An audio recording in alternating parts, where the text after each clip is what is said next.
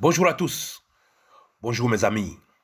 Alors nous entrons dans la phase active des opérations de légitime défense. Il est important de faire le point sur Issa Chiroma Bakari. Qui est l'homme qui a mis en place la légitime défense comme le mode de résistance? Je le dis parce que vous le savez, à cause de toutes les misères, de toutes les difficultés, de tous les crimes que ce régime a fait contre nous, nous, peuple camerounais, nous sommes carrément sur le pied de guerre. Toutes les alarmes sonnent comme des clairons, comme si nous étions en guerre. Mais Issa Chiroma Bakari nous a dit que nous sommes un peuple de baroudeurs.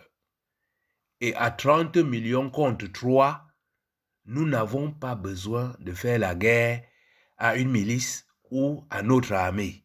Nous avons juste besoin de nous mettre debout comme un peuple. Bien évidemment, si cela était nécessaire, comme tous les peuples l'ont fait, on passera aux choses sérieuses. C'est pour ça que j'ai pris la peine ce soir pour refaire un point sur qui est Issa Chiroma Bakari. Je crois que ce sera important pour comprendre les opérations de légitime défense que nous commençons depuis près d'une ou 2 semaines. Issa Chiroma Bakari est un homme de la paix. Et je vous dis, c'est un gage pour la victoire. Et ce pacifisme va nous amener vers la victoire. Parce que nous avons déjà tout gagné. Il reste simplement à pousser dehors ces malfrats, ces usurpateurs du pouvoir. Issa Chiroma Bakari est un cheminot qui n'est pas revanchard. J'aime toujours à rappeler que ce monsieur travaillait tranquillement comme ingénieur à Camraï. Quand on est venu l'arrêter pour le coup d'État du 6 avril, pour lequel il ne savait rien du tout. 7 ans de prison. Ce n'était pas de la prison. 7 ans de calvaire. Et malgré toutes ces souffrances, il est sorti de prison. Il est venu travailler avec ceux qui l'ont maltraité. Et il n'a jamais eu une idée de revanche. Parce que s'il fallait se venger, il a occupé des postes ministériels où il aurait pu se venger sérieusement, notamment comme ministre de Transport. Vous savez ce que c'est que la logistique dans un pays. Si un ministre de Transport veut vous faire du mal, il n'aura aucune difficulté. Mais il ne l'a pas fait. Parce qu'il est un homme de la paix. Deuxième point important à souligner. La candidature de Issa Chiroma Bakari est un acte de paix. Parce que je suis convaincu qu'il attendait l'occasion de la candidature de Maurice Kamto pour se rejoindre à lui. Mais quand il a compris, il était membre du Sérail, il a compris qu'on ne devait pas valider le dossier de Maurice Kamto. Il s'est dit, mais je ne peux pas laisser mon peuple encore pour 7 ans entre les mains de cette pourriture. Il a posé sa candidature. C'est un acte de paix. Parce que nous, les Camerounais, nous ne sommes pas en paix. Regardez comment les motos bourdonnent du matin au soir. On n'arrive même pas, les enfants n'arrivent même pas à étudier. La musique partout, nous sommes en guerre. Ce régime nous fait la guerre depuis 1982. Et puis certains ont évoqué, ça c'est le troisième point, certains ont évoqué sa rencontre avec l'ambassadeur de France avant de poser sa candidature. Je vous dis, mais c'est un acte de paix. Qui doute que le régime de Yaoundé est totalement sous la botte de la France? Mais mes chers amis, même si ce n'était pas le régime de Yaoundé, nous parlons français. Nous utilisons le franc CFA. Ceux qui doutent de la mainmise de la France sur notre pays se mettent le doigt dans l'œil. Donc c'est un acte de... Je pense que M. Thiron m'avait dit à l'ambassadeur, écoutez, ce n'est pas vous notre ennemi. Notre ennemi, c'est celui-là qui a abandonné les Camerounais pour son seul intérêt personnel. Lui et ses enfants vivent tous en Europe et nous sommes dans la misère ici. Il a probablement souligné le cas de la Côte d'Ivoire. Il a dit, regardez, les Ivoiriens vivent bien. Pourtant, c'est le même système. Donc, ce n'est pas vous le problème. Je crois que c'était un acte de paix. Quatrième point, sa campagne électorale. Oh, mes chers amis, Vous, ceux qui n'ont pas vécu cette campagne, mais c'est l'un des rares moments où les Camerounais ont fusionné. Si on exclut le cas de Maurice Kamto, parce que c'était la même chose. Il est tout simplement celui qui a pris le relais de Maurice Kamto. Mais je vous dis, c'était un raz de marée. Personne, tout le monde vous dit, on n'a jamais vu ça au Cameroun. Les Camerounais se sont sentis apaisés. Ils ont dit, on a un homme qui va nous conduire vers ce qu'on aurait dû être. 5e point, sa détermination à résoudre les problèmes anglophones. Rien que le fait d'avoir dit « j'ai appelé mon ami Chris à nous », ces problèmes, si on s'assoit autour d'une table, ça va être résolu en quelque temps, ce que le régime en place n'a jamais fait. 6e point, son appel du 24 octobre. Il avait demandé aux Camerounais de descendre dans la rue pour donner un signal fort au Conseil constitutionnel. Et les Camerounais sont descendus dans la rue. Ils ont manifesté en paix, dans la paix. Et il avait regretté d'ailleurs quelques morts qu'il y avait eu lors de cette manifestation. Et c'est là où il faut bien souligner que les manifestations du 27, 28, 29 jusqu'au 30 octobre, le président n'avait plus fait d'appel. C'était la réaction à la déclaration de M. Ntaganda qui a fait descendre les Camerounais de façon spontanée dans les rues. Il faut le souligner. Et d'ailleurs, à cette occasion, le président Chiroma a déploré tous ces morts et avait appelé notre armée à ne pas tirer sur son propre peuple et avait appelé le régime à se retenir. C'est un acte de paix. Et je vous dis, vous avez vu les rats de marée qu'a provoqué le président Chiroma dans tout le Cameroun. Si après ces assassinats, il avait décidé de descendre dans la rue avec les Camerounais, on ne parlerait plus de ce régime aujourd'hui, quel qu'en soit ce que ça nous aurait coûté, car, comme on le dit toujours, la patrie ou la mort, nous vaincrons. Mais en homme de paix, en pacifiste, il a laissé. Il a tout simplement demandé au régime de se ressaisir.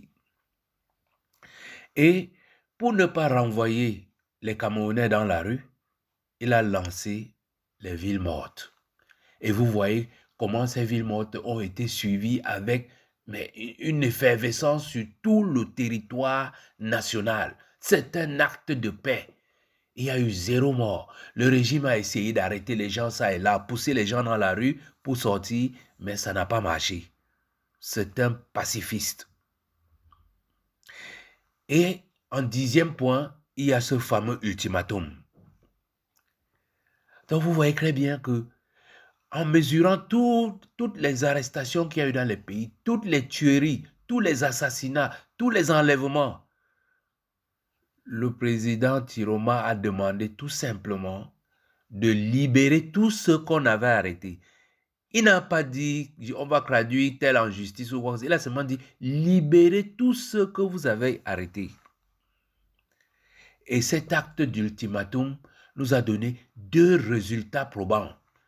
Le premier résultat, c'est le régime, tout honteux but, a libéré tous les mineurs qu'ils avaient attrapés de façon aveugle dans les rues, y compris les enfants qui revenaient d'école. Ils les ont libérés sans avoir jeté une seule pierre, sans avoir levé un seul bâton, sans avoir tiré sur un soldat. Le président Chiroma a fait libérer tous ses enfants. Mais le compte n'y est pas. C'est pour ça qu'on arrive au 2e résultat de l'ultimatum, la légitime défense dans laquelle nous sommes aujourd'hui. Je vous dis, cette vidéo que je vous fais, je le fais dans le cadre de la légitime défense. We are in self-defense mode. Et au total, si on fait le résultat de ce pacifisme, le caractère pacifiste du président Issa Chiroma Bakari a amené à afficher le banditisme de ce régime, a amené à afficher sa brutalité, a amené à afficher sa criminalité aux yeux du monde entier.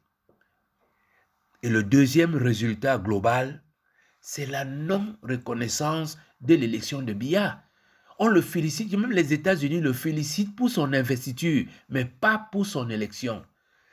Ce qui veut dire que la communauté internationale soutient le peuple camerounais.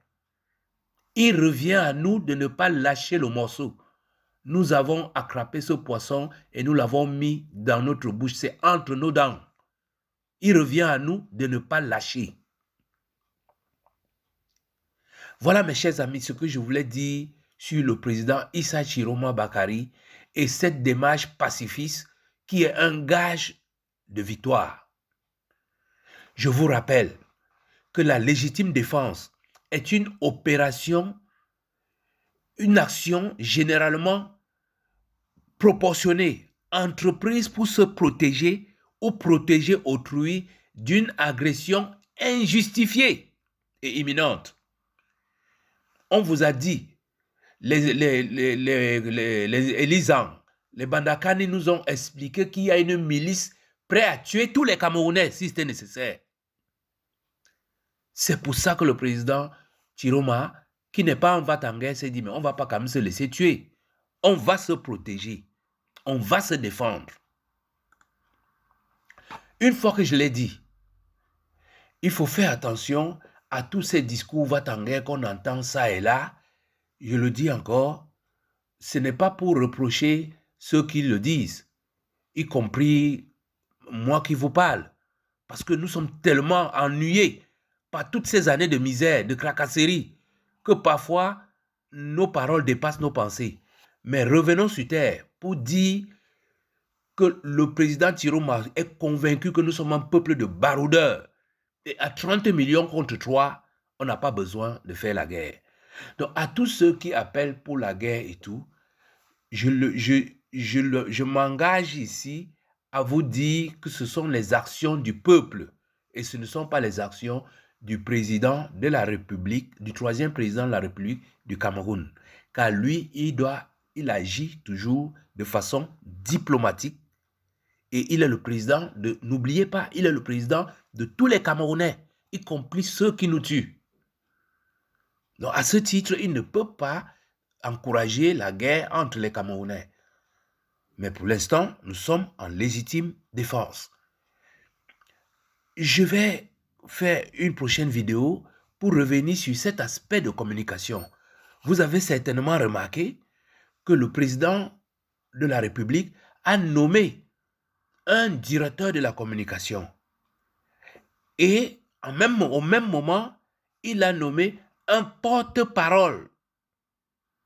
Donc c'est pour vous dire que c'est un ancien ministre de la communication. Il sait qu'à l'heure d'aujourd'hui, il est important de communiquer pour éviter des amalgames. Je le répète pour conclure, le président Chiroma n'a appelé à aucune guerre pour l'instant. C'est un homme de paix. Mais il ne peut pas en même temps laisser qu'on tue des Camerounais comme si c'était des poulets. C'est pour ça qu'il a dit, il faut une action pour se protéger. Ça s'appelle la légitime défense. Je tenais à clarifier ce point pour démarrer, ces rapports que nous allons faire progressivement, régulièrement, sur les opérations de légitime défense. Merci de m'avoir écouté et partagé.